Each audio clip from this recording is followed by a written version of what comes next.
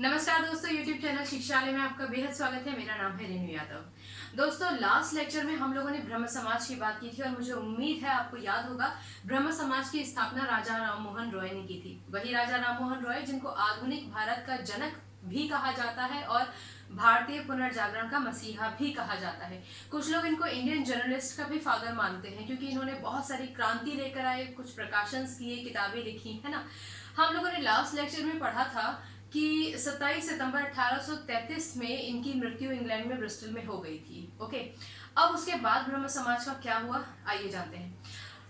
इनकी मृत्यु के बाद देवेंद्र नाथ टैगोर ने, आप रविन्द्रनाथ टैगोर का नाम जानते ही है ना, तो उन्हीं के पिता हैं देवेंद्र नाथ टैगोर। देवेंद्र नाथ टैगोर जी ने ब्रह्म समाज की जितनी भी गतिविधियां हैं उन सबकी जिम्मेदारी ले ली और बखूबी उसको निभाया। 6 अक्टूबर 1839 को, ठीक है, उन्होंने तत्वबोधिनी सभा का गठन किया। ये बेसिकली समाज की बुराइयों के बारे में ही बोलती थी। तत्वबोधिनी का मतलब होता है ट्रुथ सीकिंग, यानी कि सच्चाई को जानना। ये और बात है कि बाद में दोबारा से इस सभा को ब्रह्म समाज में ही डिसॉल्व कर दिया गया था।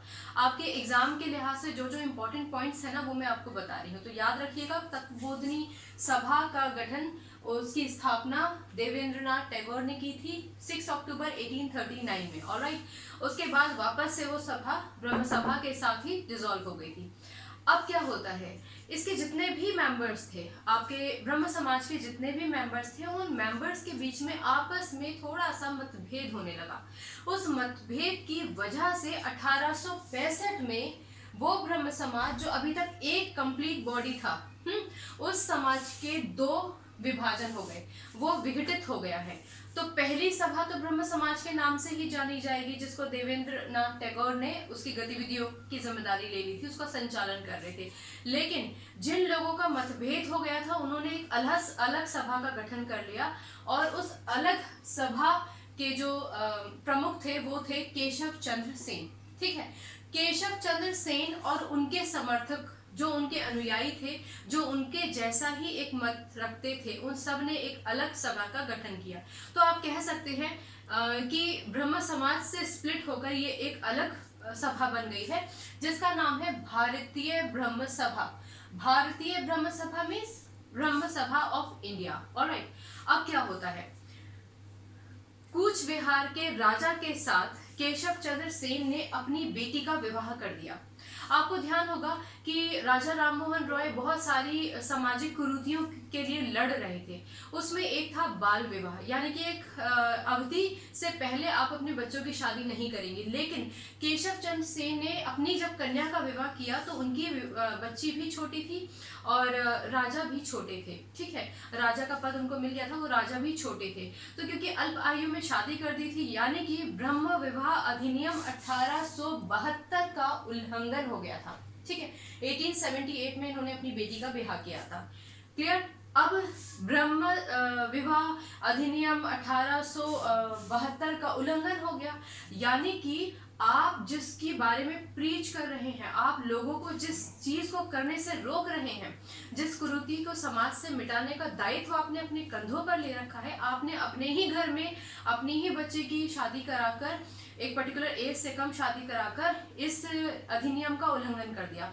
तो इसी सभा के बाकी के जितने मेंबर्स थे उनमें और केशव चंद्र सेन में अब एक मतभेद हो गया और फिर यहाँ से केशव चंद्र सेन का जो पूरा ग्रुप था वो, उसके कुछ लोग इनसे पृथक हो गए, यानी कि इनसे अलग हो गए। उन्होंने एक और सभा बनाई जिसका नाम था साधारण ब्रह्म सभा।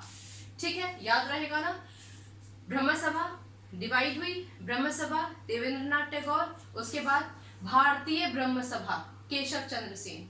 यहाँ से एक और सभा निकल कर आई क्योंकि केशव चंद्र सेन से मतभेद हो गया, क्योंकि उन्होंने उल्लंघन किया अधिनियम का, साधारण ब्रह्म सभा। साधारण ब्रह्म सभा की जितनी भी रूपरेखा थी वो सब आनंद मोहन ने लिखी थी, इसीलिए आनंद मोहन को इस सभा का अध्यक्ष बना दिया गया।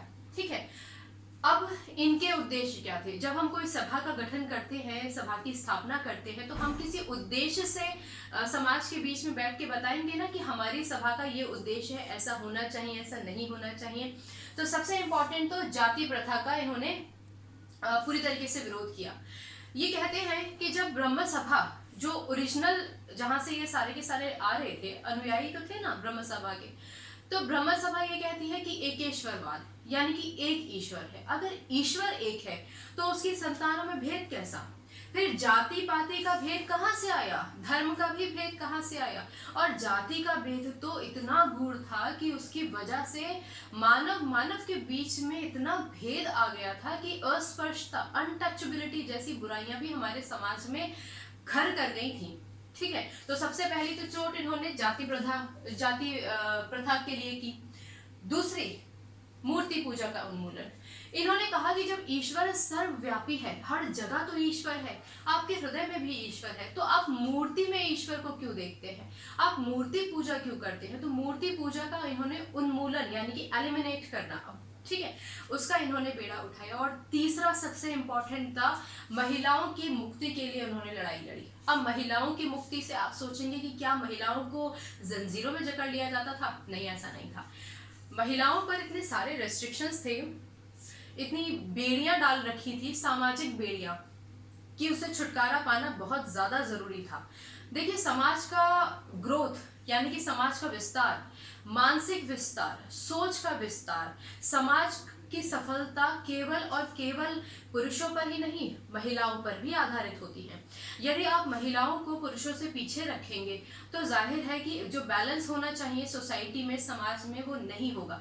तो उस समय महिलाएं बहुत सारी प्रताड़नाएं झेल रही थी। सती प्रथा तो बंद हो गया था, ठीक है, उसको तो प्रतिबंधित कर दिया गया था, लेकिन महिलाओं को जो दर्जा मिलना चाहिए पुरुषों के बराबर वो नहीं मिल रहा था। और बहुत सारी प्रथाएं थी, खुलकर बोल नहीं सकती थी, किसी सभा में एज अ लीडर नहीं आ पा रही थी, अपनी बात को व्यक्त नहीं कर पा रही थी, बहुत सारी बेड़ियां थी। चाइल्ड लेबर, बाल विवाह, चाइल्ड मैरिज तो था ही वहां पर, ठीक है। तो इन सब चीजों से महिलाओं को मुक्ति मिले, नारी मुक्ति का पूरा बेड़ा इन्होंने ही ले रखा था, ठीक है। अब एक व्यक्ति तो सभा बना नहीं सकता ना, उनके कुछ समर्थक भी होते हैं, बहुत सारे समर्थक होते हैं, लेकिन कुछ लोग ऐसे होते हैं जो खास तौर से उस जो आइडिया है, जो बिलीफ है एक सभा का, उसको प्रोपोगेट यानी कि उसको पब्लिक तक ले जाने में हेल्प करते हैं। तो जो विशेष समर्थक थे वो थे शिवनाथ शास्त्री, विपिन चंद्र पाल, द्वारिकानाथ गांगुली और सुरेंद्र नाथ बैनर्जी, ठीक है। अब आप सोचेंगे इतने सारे नाम कैसे याद रखेंगे? तो जो इम्पोर्टेंट कंटेंट था वो तो हमने कर लिया। अब हम एक बार से रिव्यू ले लेते हैं और हर एक नाम को कनेक्ट करके दिमाग में बिठा लेंगे, ठीक, ताकि ये लेक्चर फिनिश होने के बाद आपको ब्रह्म समाज ऊपर से लेके नीचे तक पूरा याद हो जाएगा। चलिए बात करते हैं। हम बात कर रहे हैं राजा राममोहन रॉय की। अब एक ट्री के माध्यम से इसको याद करने की कोशिश करते हैं। चलो, राजा राममोहन रॉय में से राम और मोहन को ले लीजिए, ठीक। अच्छा, राम तो राम है ही, और मोहन कौन है? मोहन तो कृष्ण को कहते हैं ना, हम कहते हैं ना मोहन कृष्ण को कहते हैं ना। आपको पता होगा कि जब हमारे कन्हैया जन्म लिए थे तो आपने कथाओं में पढ़ा होगा कि शिव जी भी उनके दर्शन करने आए थे। शिव यानी कि देव, ये भी देव है और वो भी देव है। देव को हम क्या बोलते हैं? नाथ भी बोलते हैं ना। तो ब्रह्म समाज की राजा राममोहन रॉय के बाद गतिविधियों का जिम्मेदारी लेने का काम किसने किया? देवेंद्र नाथ टैगोर ने। याद रहेगा, देवेंद्र नाथ टैगोर, राजा राममोहन रॉय, फिर देवेंद्र नाथ टैगोर। अब क्योंकि मोहन कौन? कृष्ण, और कृष्ण को हम केशव भी पुकारते हैं ना, है ना। तो इसीलिए जब पृथक हुए, याद साथ साथ में ये भी याद रखिए, जब पृथक हुए तो भारतीय ब्रह्म समाज बना और उसकी जिम्मेदारी किसने ली? केशव चंद्र सेन ने, ठीक है। अच्छा, नाम याद करने का तरीका बता रही हूं। अगर केशव के दर्शन हो जाए, मोहन, केशव कौन है? मोहन ना, मोहन के दर्शन हो जाए तो आनंद ही आनंद है, ठीक है। तो यहाँ से जो सभा निकली वो साधारण ब्रह्म सभा थी और उसके अध्यक्ष कौन थे? आनंद मोहन। क्लियर? अच्छा, आनंद मोहन के समर्थक कैसे याद रखेंगे?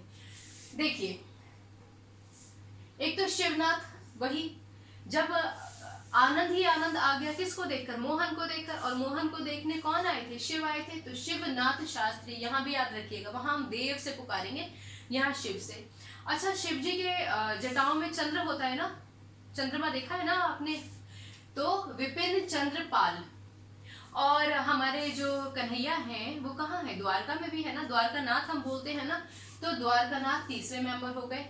और सुरेंद्र भी ईश्वर, सभी देवताओं के देव इंद्र को बोलते हैं ना हम, उनको ही हम सुरेंद्र भी बोलते हैं, तो वो भी आए थे, इसलिए ये हो गया सुरेंद्र नाथ। ये एक छोटी सी ट्रिक है, याद रहेगी।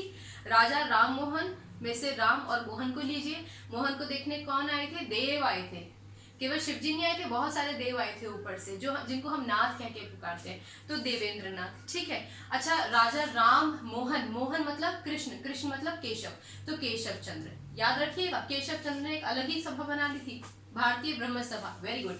उसके बाद वहां से एक और सभा निकली, साधारण ब्रह्म सभा। रीजन का बात नहीं करूंगी, रीजन समझा चुकी हूँ।